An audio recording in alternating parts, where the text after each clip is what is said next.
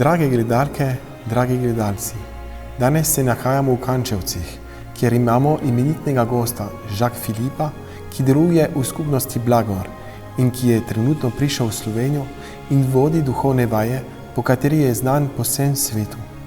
V Sloveniji je pater Jacques Philippe znan preko založbe Emanuel, kjer so njegove knjige prevedene tudi v slovenščino. Bonjour, Père Jacques Philippe. Dober dan, pater Jacques Philippe. Hvala, da ste sprejeli naše povabilo in nas sprejeli tukaj v Kančevcih. Veseli nas, da lahko medse sprejmemo duhovnika iz skupnosti Blagrov. Nam lahko malo opišete in predstavite vašo skupnost Blagrov? Ta skupnost se je rodila pred več kot 40 leti, leta 1973 v Franciji. Ustanovila jo je skupina laikov, ki je začutila obnovo karizmatičnega upanja in ki je doživela globoko spreobrnjenje ob srečanju z Gospodom. Začutili so tudi klic, da živijo v skupnosti po zgledu prvih kristjanov, da med seboj vse delijo, skupaj molijo, se zahvaljujejo in slavijo Gospoda in živijo v službi evangelija. Potem se je ta skupnost razvila, nekateri so izbrali posvečeno življenje, drugi duhovništvo, spet drugi življenje v družini in svetu. Danes imamo v skupnosti vse te različne oblike življenja. V svetu je približno 800 aktivnih članov, ki živijo v skupnostih po različnih državah sveta. Naše življenje je življenje molitve, iskanja Boga, odprtosti za druge, ki iščejo smisel. To služenje ima v cerkvi zelo različne oblike. Evangelizacija po župnijah, služenje revnim in bolnim, pomoč v misijonih. Vi ste začutili klic že pri 18 letih. Res je, prvič sem začutil Gospodov klic, naj mu posvetim svoje življenje pri 18 letih na duhovnih vajah. Imel sem tudi druge načrte. Vstopil sem v neko skupnost, kjer sem ostal nekaj let. V začetku je bilo zelo prijetno in lepo. Veste, to je bilo v letih 1968, tisti burni pokoncilski dobi. Mnogo duhovnikov je zapustilo svoj poklic. Vse je bilo postavljeno pod vprašaj. Razmere so bile težke in boleče. Zato sem tisto skupnost zapustil, se vrnil v družino, študiral matematiko in nekaj časa poučeval. Ta božji klic me je vedno spremljal. Leta 1976 sem srečal skupnost Blagrov in začutil, da me vanjo kliče Gospod, da mu v njej posvetim svoje življenje. Po nekem času v skupnosti sem nadaljeval študij teologije, bil posvečen in živel v različnih državah sveta v službi evangelizacije. Pogosto sem bil povabljen kot pridigar na duhovne obnove in vodenje duhovnih vaj v različnih državah sveta. Kaj je bistvo pastorale skupnosti Blagrov? Nimamo samo ene pastorale, ker delujemo v tako različnih krajih sveta in v različnih razmerah. Naše apostolsko delovanje je zelo vsestransko. Delujemo lahko na primer v bolnicah po Afriki, po župnijah v Franciji, v misijonih, v Mehiki. Pastoralno delovanje je odvisno od tega, kje smo. To, kar poskušamo povsod in vedno dati ljudem, je, da se resnično srečajo z Bogom in poglobijo svoje versko življenje, da živijo Božjo ljubezen in se v njej prenovijo, da živijo globlji odnos z Bogom v molitvi, da spoznajo vso lepoto evangelija. Vaše duhovne vaje se pogosto dotikajo teme miru. Ali bi nam lahko opisali vašo duhovno pot, ki vas je privedla v razmišljanje o temi iskanja miru? To temo sem začel spoznavati z vstopom v skupnost, posebej še, ko sem postal duhovnik in sem začel voditi duhovne vaje in srečevati različne ljudi. K temu je pripomogla tudi moja osebna pot, poglobljeno življenje z Gospodom in dozorevanje v skupnosti.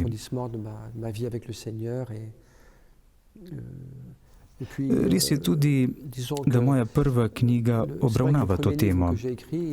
Da bom pisal knjige, ni bilo v mojem načrtu.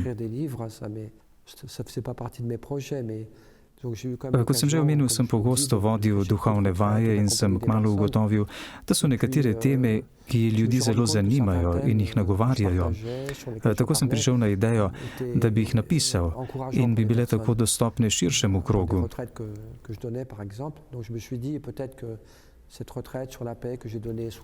V svojih prvih duhovnih vajah sem pogosto obravnaval temo o miru.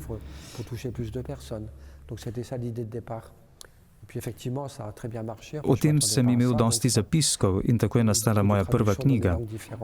Nisem pričakoval takega uspeha. Knjiga je bila prevedena v več jezikov in tako so sledile še druge knjige. Zakaj sem govoril o miru v tej prvi knjigi? Je mogoče tudi zato, ker sem kmalu spoznal, da pogosto živimo v nekem strahu, v neke vrste delovni mrzlici in ihti.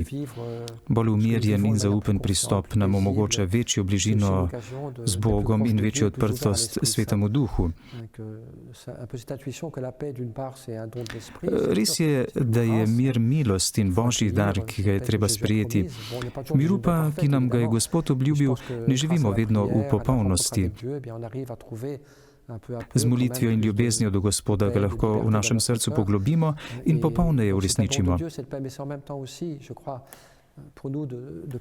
Če se trudimo, da ta mir v svojem srcu ohranimo tudi takrat, ko v življenju ni vse lahko, je za nas to lahko prilika, da se bolj odpremo Božjemu Duhu, ki deluje v nas in obrodimo sadove.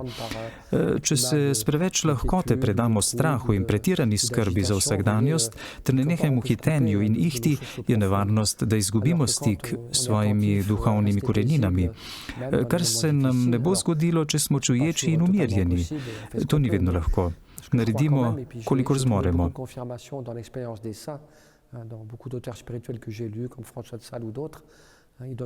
Do tega spoznanja sem tudi prišel, ko sem globlje prebiral življenje svetnikov in duhovnih učiteljev, kot so Frančišek Saleški in drugi.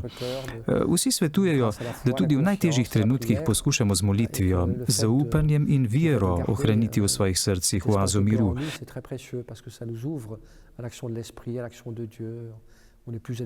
S tem, ko ohranimo to oazo miru v svojem srcu, se odpremo delovanju Božjega Duha. Ugotovil sem, da je ta tema, ki je bila tradicionalno navzoča v zgodovini duhovnega življenja, tudi danes aktualna. Potrebno je samo malo osvetliti z očmi današnjega časa.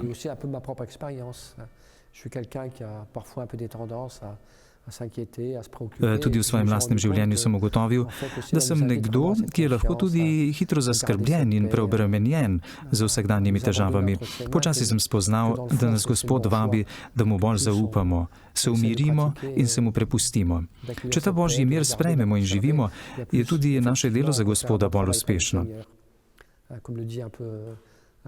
Že prerok Izaija nam govori, da ne moremo reševati problemov v skrbeh in ihti, temveč v molitvi in miru, ko smo odprti za Božjo milost, da lahko nadaljujemo pot in obrodimo sad. Spoznal sem, da je ta tema miru nekaj pomembnega.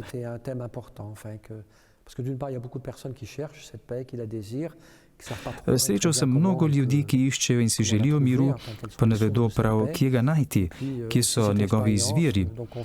Na drugi strani pa me je na to temo privedlo tudi izkustvo branja Božje besede, ki pogosto omenja mir. Kot na primer v pismu apostola Pavla Kološanom, Bog vas je poklical k miru, Bog nas kliče k miru. In bolj, ko bomo ta mir živeli, več sadov bomo obrodili.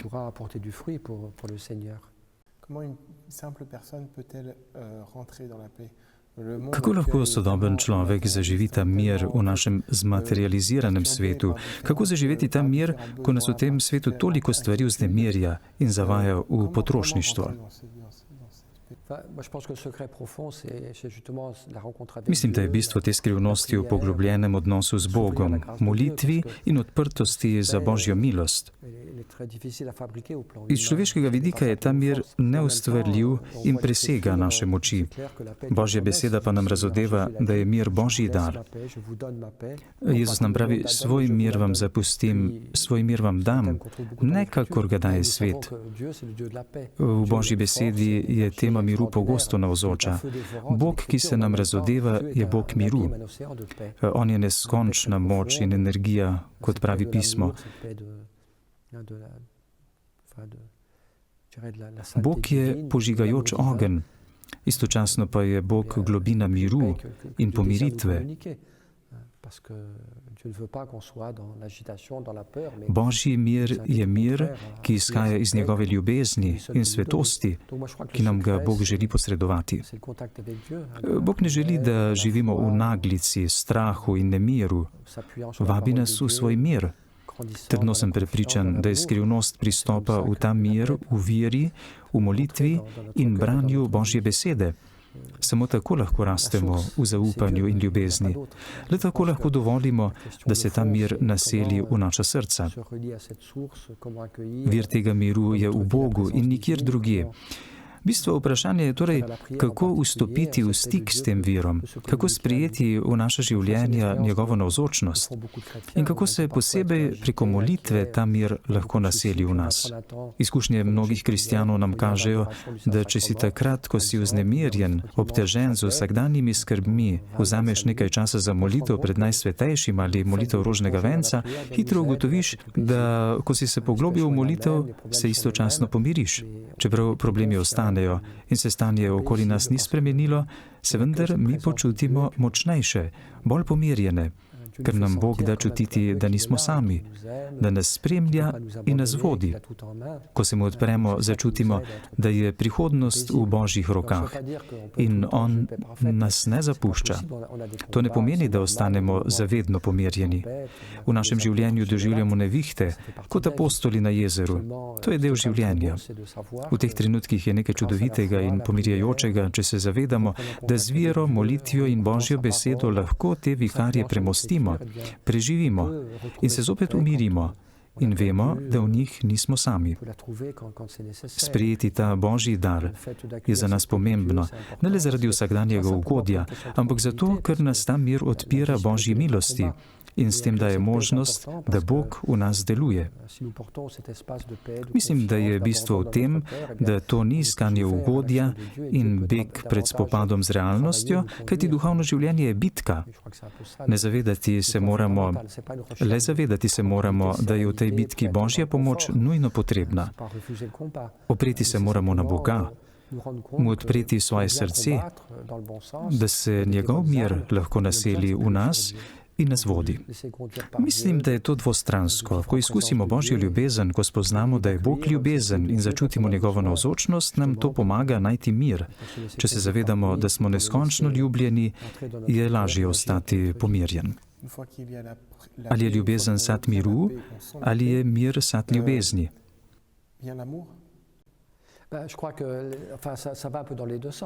Oba sta med seboj tesno povezana. Veste, v duhovnem življenju so stvari pogosto med seboj dvostranske. Za osebo, ki izkusi Božjo ljubezen, je ta vir miru. Obratno pa je tudi res, da če se trudimo, če smo v življenjskih težavah in nasprotovanjih umirjeni, nam to pomaga ljubiti. To, kar pogosto ubija ljubezen v našem življenju, so skrbi in strah. Nekdo, ki se pusti preplaviti skrbem, strahu in nezaupanju, postane nesposoben ljubiti.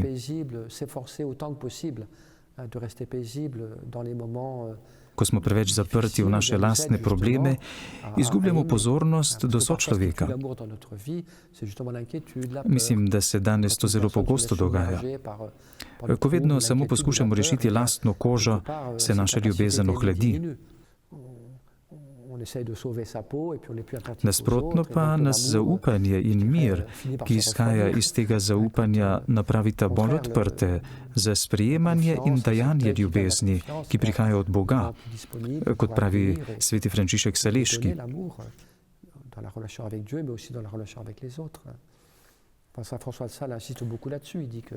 V miru raste ljubezen. Še enkrat bi ponovil, da mir, ki je v nas, ni nekaj stalnega in nespremenljivega. V življenju živimo situacije, ki nas pretresajo in to je nekaj normalnega. To je za naše življenje celo nekaj dobrega. V takih trenutkih se zavemo, da smo šibki, krhki, nemočni in da potrebujemo Boga. Zavedati se moramo, da z molitvijo in vero lahko sprejmemo mir, ki nam ga daje Bog. In da ko se trudimo, da ta mir ohranimo v svojem srcu, postajamo bolj svobodni ter odprti za ljubezen in službo bližnjemu. V tem miru raste dobro in se gradi. Nasprotno pa, če se predamo skrbem in nemiru, to dobro ne more rasti.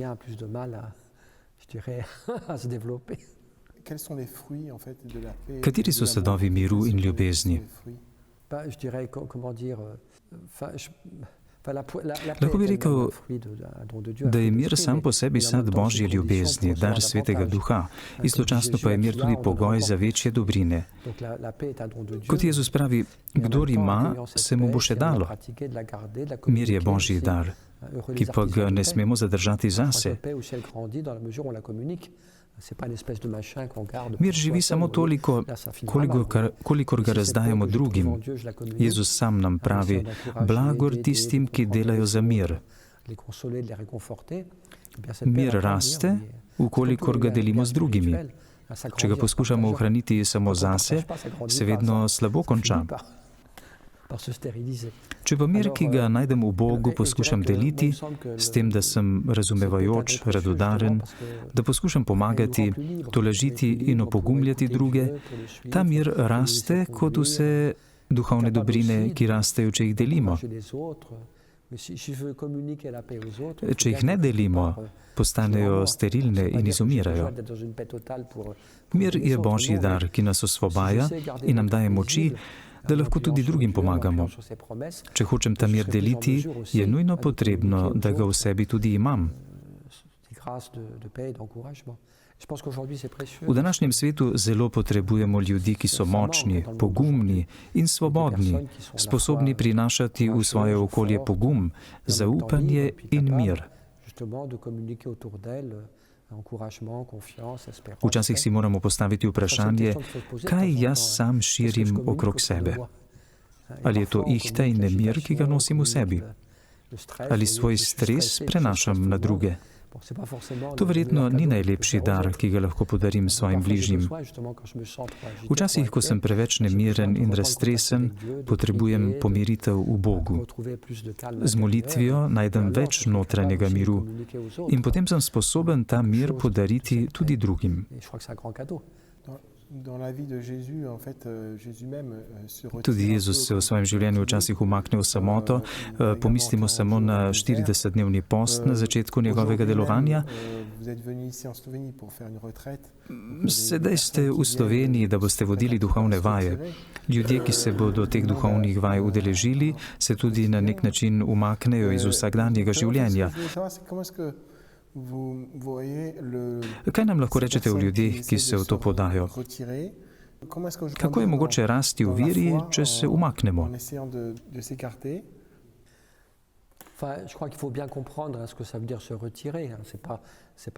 Mislim, da moramo dobro razumeti, kaj pomeni beseda umakniti se. To ni beg pred vsakdanjostjo, to ni iskanje nekega zatočišča. Ravno nasprotno. Ker živimo zelo intenzivno življenje v družini in delovnem okolju, včasih potrebujemo, da si vzamemo čas za premislek in umiritev in bolj poglobljen pogovor z Bogom. Ta umik ni beg pred vsakdanjostjo, ampak čas namenjen obnovitvi naših moči in poglabljanju našega upanja in vere, da globlje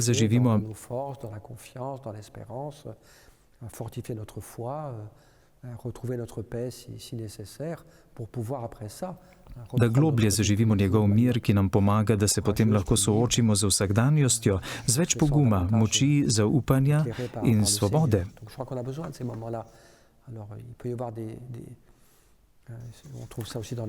Ta odnos do realnosti najdemo tudi v Svetem pismu. Naprimer, prerok Ozej piše: peljal ga bom v puščavo, da mu bom govoril na njegovo srce.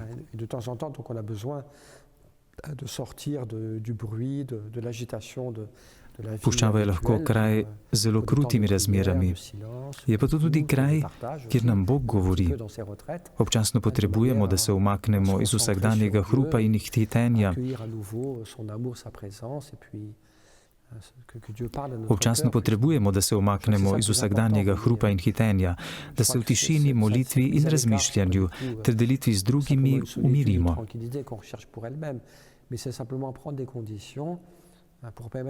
Tudi na duhovnih vajah se najde čas za delitev. Ta umik nam omogoča, da ponovno postavimo Boga v sredino našega življenja in mu odpremo naše srce.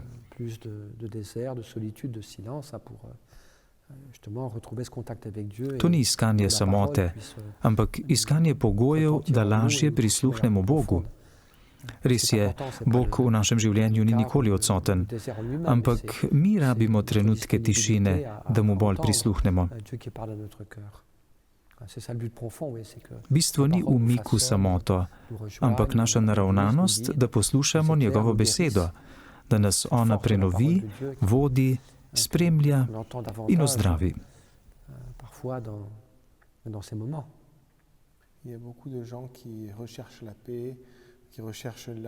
Danes mnogi ljudje iščejo mir in ljubezen. Občutek imam, da je to neke vrste potreba časa. Vi govorite tudi o sreči. Ali je sreča v tem, da imamo bolj poglobljen odnos in pomiritev v Bogu, mu prisluhnemo in čutimo, da tudi On nas posluša?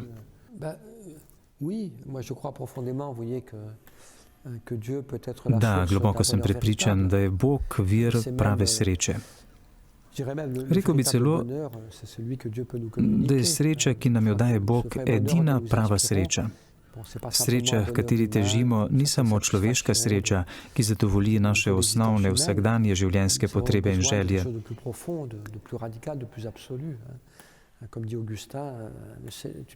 Sreča, h kateri teži naše človeško srce, je nekaj veliko globljega, radikalnega, popolnega in neminljivega.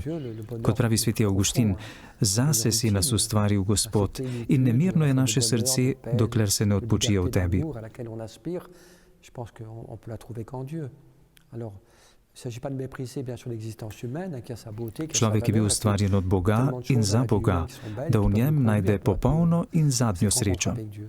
Te popolnosti sreče, ljubezni, svobode in miru ne moremo najti drugje kot v Bogu. L'existence humaine peut nous donner, mais cette rencontre avec Dieu, c'est la beauté de Dieu, c'est S tem ni rečeno, da podcenjujemo človeško vsakdanje življenje. V človeškem življenju je toliko lepih stvari, ki so dragocene in nas osrečujejo in nas lahko pripeljejo k Bogu.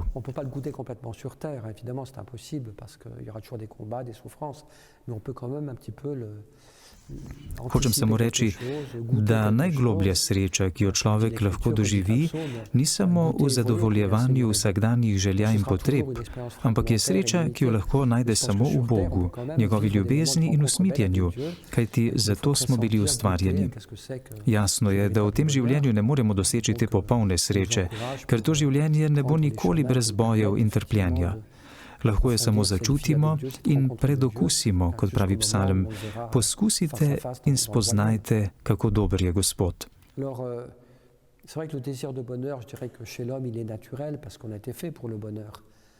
Izkustva te sreče v zemeljskem bivanju bodo ostala nepopolna in delna. Mislim pa, da nam ti trenutki lahko postanejo smernice in kaži pot za poglobljeno življenje na poti, ki nas vodi tja, kjer ga bomo gledali iz obličja v obličje.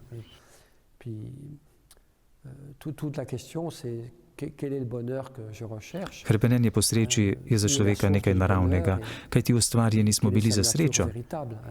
Ta želja po sreči pa je včasih dvoumna, ker jo lahko zamenjamo z vsakdanjimi užitki, ugodjem in svojimi življenjskimi uspehi in dosežki. Te stvari po sebi niso slabe in napačne, ampak so omejene.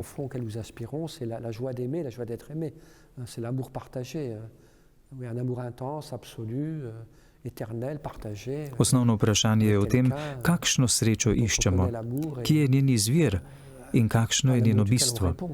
Mislim, da prava sreča, ki si jo želi človek, ni samo v zadovoljevanju njegovih vsakdanjih potreb in želja, ampak v zavesti in spoznanju, da je ljubljen in da lahko ljubi. V ljubezni, ki je neskončna, se deli in razdaja in ki je večna. De la manière la plus profonde et la plus essentielle, mais aussi dans la relation avec l'autre. Sreča, ki jo ponuja krščanstvo, ni nekaj statičnega. To je sreča, ki jo lahko doživimo samo v odnosu do drugega, tako da odgovorimo z ljubeznijo na ljubezen, ki nam jo daje Bog. Če živimo ta globok ljubezenski odnos z Bogom, smo sposobni ljubiti in sprejeti bližnjega. Končno postanemo sposobni ljubiti in sprejemati tudi samega sebe. Qui sera total dans le royaume seulement, mais c'est la paix, le bonheur, la joie qui dérive. Še enkrat bi poudaril, da ljubezen, ki jo oznanja krščanstvo, ni statična. Vso globino in popolnost te ljubezni bomo živeli šele v večnosti, toda zavedati se moramo, da že v tem življenju ta ljubezen izhaja iz nekoga, ki je ljubezen.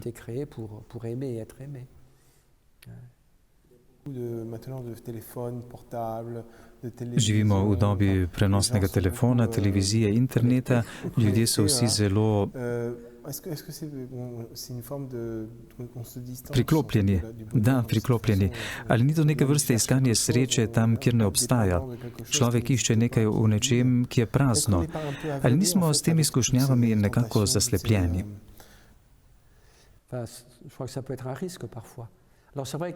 Res je, to je lahko včasih malo nevarno. Imamo komunikacijska sredstva, ki so zelo koristna in uporabna. Tudi hitro ugotovimo, da smo neprestano bombardirani z novicami od jutra do večera in s tem lahko hitro izgubimo umirjenost. Počasi tudi opustimo čas za molitev in tako izgubimo tudi stik z Bogom. Izgubimo tiste trenutke tišine in samote, katere sem že omenjal in so za naše duhovno življenje nujno potrebni. Včasih smo lahko tako preplavljeni z novicami, da nas te popolnoma zasvojijo. Kje lahko potem najdemo mir? Na internetu? Na smartfonu? To ni zagotovljeno. Tam lahko najdemo veliko lepih in koristnih stvari, ki jih uporabljamo. Tudi če smo vedno preplavljeni z novicami, če vsakih 5 minut pričakujemo neko sporočilo, vsake pol ure elektronsko pismo, to lahko postane tako zavajajoče, da izgubimo svojo svobodo in mir in končno tudi vrednote, ki jih imamo. Pretirano občevanje s temi sredstvi lahko poruši občestvo. Ugotavljamo, da veliko občujemo, vprašanje je, če smo še v občestvu. Ko danes potujemo z vlakom ali avionom, je kar malo šokantno, ko ugotovimo, da se ljudje ne pogovarjajo več. Vsak ima v roki svoj smartfon in nihče več ne govori svojim sosedom. Vsak ima v roki svoj smartfon in nihče več ne nagovori svojega soseda. Veliko komuniciramo, toda izgubili smo realni kontakt s soljudmi. Živimo v virtualnem svetu in z vsemi dvoumnostmi, ki so s tem povezane. Pozabljamo pa na resničnost, v kateri živimo. V umetnosti ustvarjamo svet, ki ne obstaja, ki ni resničen. Izgubljamo stik s preprostimi in resničnimi stvarmi, ki nas obdajajo, z naravo, s sočlovekom in z Bogom. Pri uporabi teh sredstev moramo biti pozorni in se pogosto spraševati, ali jih uporabljamo zato, da poglobimo medsebojne človeške odnose, ali pa je to beg v virtualni svet, kjer izgubimo stik s sočlovekom. Danes so pogosti primeri mladih, ki preživijo ves dan v svojih sobah pred zasloni in so popolnoma izgubili stik z okoljem, v katerem živijo.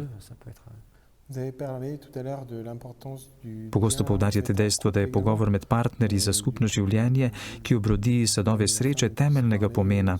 Mnogi pari danes težko najdejo pravo sožitje. Kaj bi povedali in svetovali zakoncem, ki so v krizi?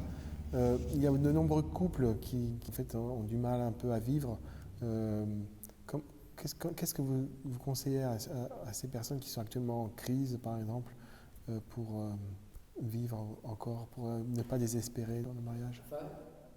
C'est vrai qu'aujourd'hui, bon, les relations entre hommes et femmes Cela vrsta razlogov je, da so danes med moškimi in ženskami, med zakonci, pa tudi bolj nasplošno med ljudmi, odnosi bolj zapleteni. Za reševanje medsebojnih odnosov, ponovno vzpostavitev pogovora in poslušanja, smo danes v družbi razvili polno zanimivih in koristnih stvari, ki jih lahko uporabljamo.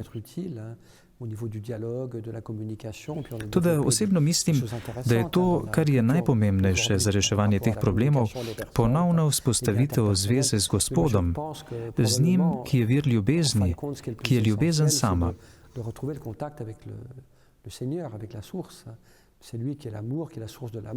Ko ljubezen usiha in postaja nemogoča, ko se nam zdi, da se ne razumemo več, ko ne zmoremo več, je nujno, da se ponovno vrnemo k Bogu in v molitvi ponovno vzpostavimo zvezo z njim. To bo pomagalo zakoncem in jim dalo sposobnost, da ponovno obnovijo tudi zvezo med seboj.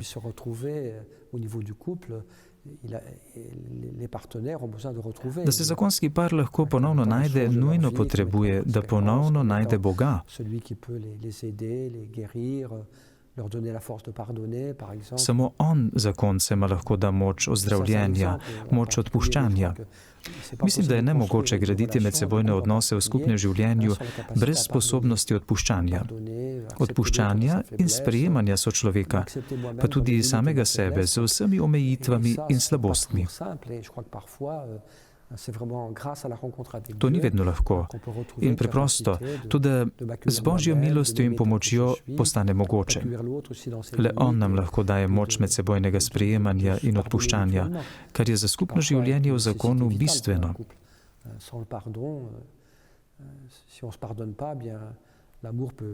Brez odpuščanja ljubezen hitro ugasne.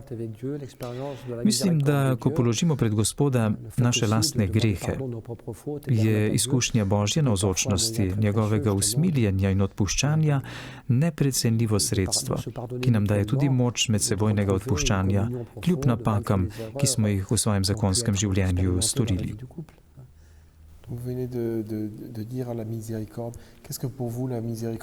Omenjali ste Božje usmiljenje. Kako bi nekomu, ki mu je krščanstvo tuje, razložili, kaj je usmiljenje?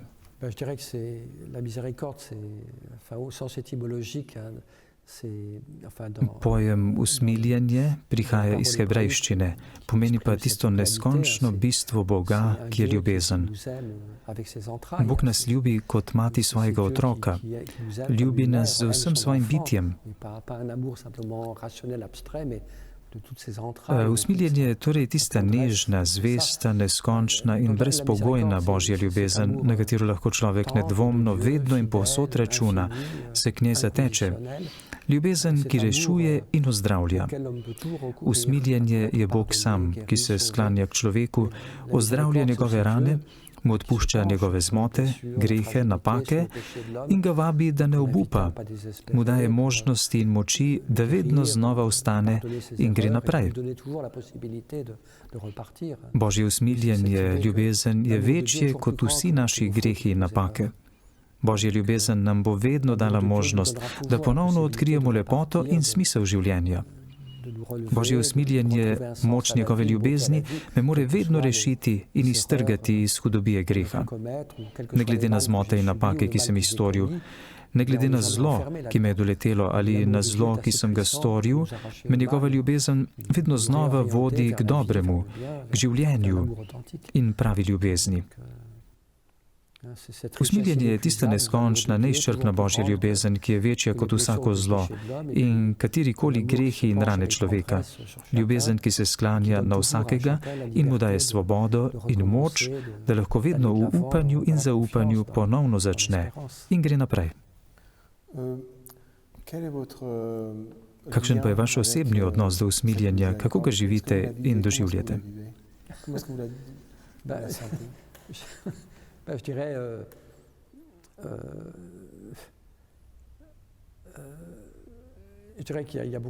Rekel bi, da je veliko stvari. Najprej je izkustvo, da je Bog dober, da odpušča. Ko se izpovemo, takrat doživimo in izkusimo njegovo dobroto in spoznamo, da nas kljub našim napakam in slabostim ljubi, nam odpušča, nam ponovno vrne svobodo in veselje.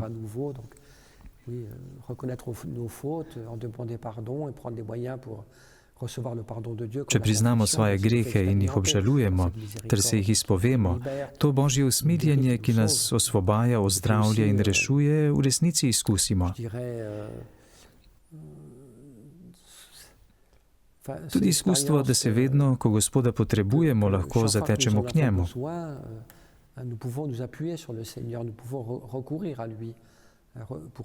Nikdar nismo sami. Vedno nas spremlja njegova očetovska dobrota in ljubezen, na katero se lahko naslonimo. Čutimo, da je ta navzočnost resnična, čeprav ne vzbuja pozornosti.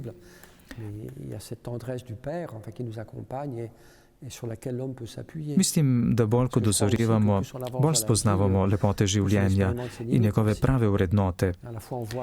Istočasno pa izkušamo tudi njegove meje. Božje usmiljenje je tisto, ki nam omogoča, da se naših meja ne ustrašimo.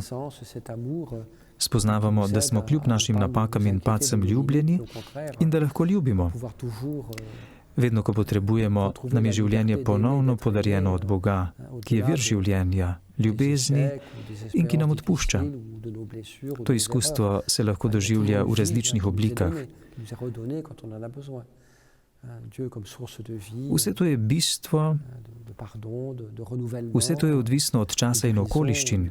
Rekel bi, da je to neizčrpno bogastvo Božje ljubezni, dano na voljo krhkemu in slabotnemu človeku v njegovih potrebah. S tem nočem reči, da je to čarobna Božja palica, ki lahko na čudežen način reši vse probleme. Povedati hočem samo, da nam izkustvo cerkve, izkustvo svetnikov in izkustvo mnogih kristjanov dokazuje, da je Bog navzoč, nas ljubi in da lahko na njega vedno računamo. Naše človeške omejitve, zmote in napake niso nikoli nepremostljiva ovira. Vedno, ko je potrebno, lahko ponovno pristopimo k viru ljubezni, ki je v Bogu, ki nam daje življenje, vero in upanje, ter pogum, ki nam je potreben, da lahko napredujemo. Kot smo na začetku povedali, ste član skupnosti blagrov. Med blagri, ki jih najdemo v Svetem pismu, ko ga prebiramo, je tudi blagor usmiljenim. Kaj bi nam o tem povedali?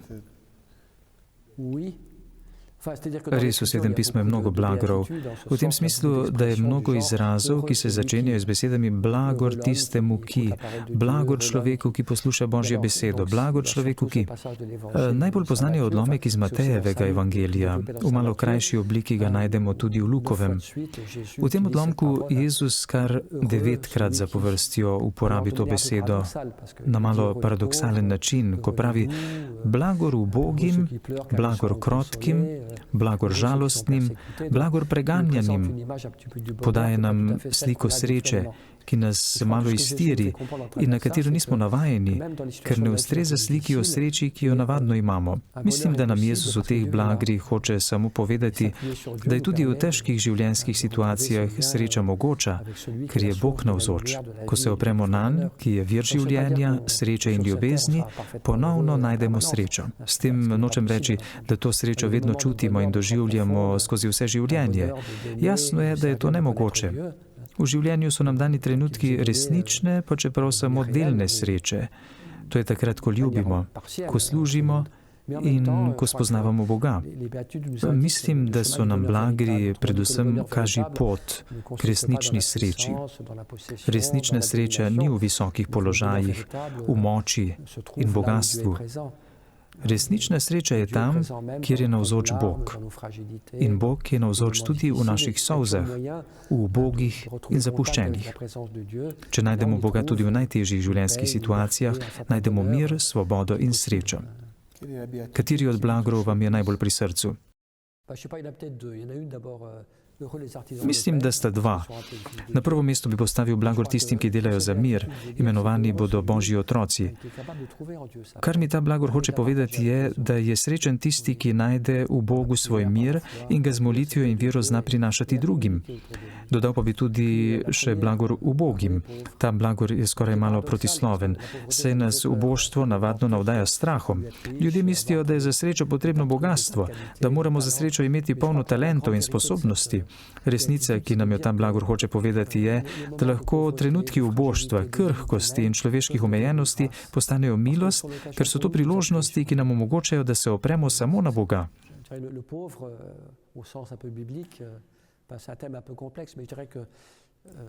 Ubog v svetopisemskem smislu, kot ga opišejo psalmi, je tisti, ki je primoran vpiti k Bogu, ker je sam in zapuščen, ker je tujec, ker je bolan in je zaradi tega težkega in bolečega stanja primoran vpiti za pomoč k Bogu in ga tako počasi spoznava.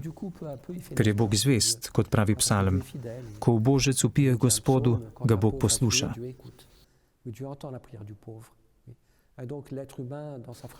Človek v svoji krhkosti, v tej situaciji, ko se obrača na Boga, počasi spoznava njegovo zvestobo, usmiljenje in ljubezen. Bog za njega postane zaklad in bogatstvo. Kljub temu, da med trenutkom, ko človek vpije k Bogu in trenutkom, ko ga on usliši, lahko včasih preteče mnogo časa. To stanje izraža globoko resničnost in izkustvo, ki ga najdemo opisanega v Stari zavezi in še veliko bolj v osebi Jezusa Kristusa. Jezus nam v blagri hoče povedati, da ne smemo imeti strahu pred našimi slabostmi, našo krhkostjo in našo omejenostjo. Ne smemo se bati revščine in ponižanja, kajti vse to nas lahko približa Bogu, ki takrat postane naše bogatstvo, naše upanje, naš mir. Kakšen je vaš odnos in kako ste povezani z Devico Marijo? Mislim, da je povezanost z Marijo zelo pomembna. Marija nam je dana kot mati. To ni človeška izmišljotina in to ni samo stvar osebne pobožnosti.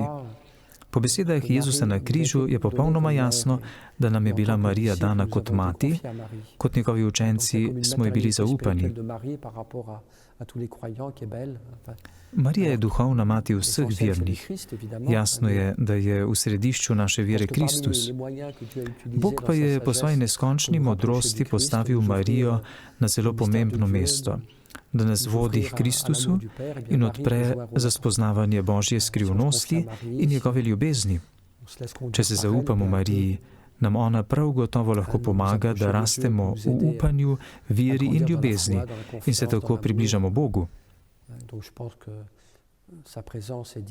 Njena navzočnost v našem življenju je tiha, preprosta in zelo dragocena. Marija je polna nežnosti, dobrote, modrosti in ljubezni. Ona nas vodi kot mati svojega otroka. Marija nas ne privlači k sebi, ampak nas vodi k Bogu. Vi ste bili leta 2017 v Medžugorju. Ja, bil sem že večkrat, posebej še leta 2017 na festivalu mladih, ki je bil zelo lep. Takrat smo vas odkrili tudi na naši televiziji, ker naša televizija posreduje vsakokrat celoten program festivala. Ljudje, ki naj ogledajo, se vas bodo morda spomnili. Ali bi nam lahko povedali, kakšni so bili vaši vtisi o Medžugorju? Kaj naj rečem? Opazil sem, da je to res kraj molitve. Ljudje pridejo, da molijo. Mnogo je spovedi, tudi spreobrnjen. Vsekakor je to kraj milosti. Zelo sem bil ganjen, ko sem videl vse te mlade iz različnih krajev sveta, od Hongkonga do Peruja, Združenih držav Amerike, z Poljske, na tisoče mladih, ki se zberejo k molitvi, poslušajo Božjo besedo in gredo k sveti spovedi. Začuti se, da je njihova vera utrjena in obnovljena, da se tukaj nekaj dogaja. Doživeli so srečanje z Gospodom. Čuti se, da tukaj deluje milost. Številni so jo že doživeli in upam, da jo bodo še mnogi. Za konec pa še vprašanje, kako gledate na Slovenijo? Kakšni so vaši prvi vtisi? Težko je na to odgovoriti po 3 dneh preživetih v neki deželi. Še ni dozorel čas, da o tem govorimo. Lahko rečem, da je to zelo lepa dežela. Pristal sem v Ljubljani, se pripeljal z avtomobilom do sem. Dežela je čudovita, hiše so lepe in cvetoče. Močan vtis je name napravilo cvetje, ki sem ga videl po vaseh. To je dežela, ki je prijetna. Tudi stik z ljudmi je bil zelo pozitiven. Ljudje so prijazni in odprti. Organizacija duhovnih vaj je bila zelo dobro izpeljana. Molitve so bile lepe in doživete. Hvala za pogovor, za čas, ki ste nam ga posvetili. Upam, da se bomo kmalu spet videli v našem studiu v Mariboru. Cenjene gledalke, cenjeni gledalci, upam, da ste uživali ob našem intervjuju. Verjamem, da bo naš intervju pustil misli in vprašanja, katera bodo še nekaj časa nagovorjale vaše misli in duha. Želim vam mirne ter ljubeče dneve in noči.